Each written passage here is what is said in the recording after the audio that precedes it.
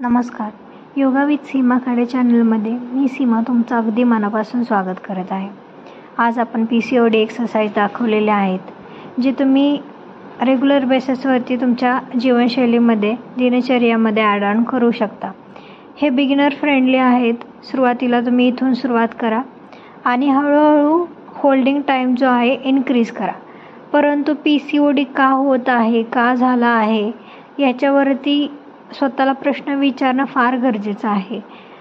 सध्या तरी PCOD का होत आहे, बदलत्या जीवनशैलीमुळे किंवा जंक फूड जास्त कंझ्युम केल्यामुळे आणि स्ट्रेसमुळे, ह्या 3 गोष्टी आटोक्यात आणणं फार गरजेचं आहे. रेग्युलर बेसिसवरती तुम्ही प्राणायाम, काही योगासने, त्याच्याबरोबरच तुमच्या आवडीचे एक्सरसाइज जसं की स्विमिंग असो किंवा कार्डिओ एक्सरसाइज असो, जिम असो, ह्या आवडत्या कोणत्या पण एक्सरसाइजमधला तुम्ही तुमच्या दिनचर्यामध्ये हॅबिट निर्माण करा. 1 तास तरी स्वतःसाठी द्या आणि त्याच्यावरती प्रयत्न करा की जास्तीत जास्त ड्युरेशन कसा वाढवता येईल आणि हे ओव्हरकम कसं करता येईल. बरोबर प्राणायाम आणि मेडिटेशन या दोन्हींच्या गोष्टींचा सुद्धा समाविष्ट तुमच्या दिनचर्यामध्ये ठेवा.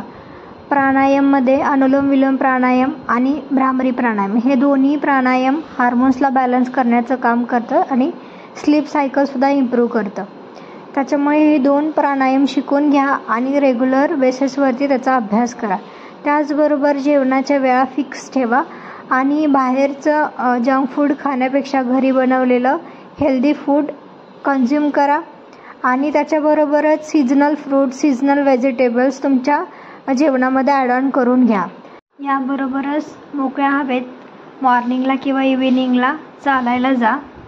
नेचरमध्ये राहा, नेचरशी कनेक्टेड राहा आणि जेवणाच्या, व्यायामाच्या आणि चालण्याच्या वेळा फिक्स ठेवा. व्हिडिओ आवडल्यास व्हिडिओला लाईक करा, शेअर करा, सबस्क्राईब करा. भेटूयात आपण नेक्स्ट व्हिडिओमध्ये.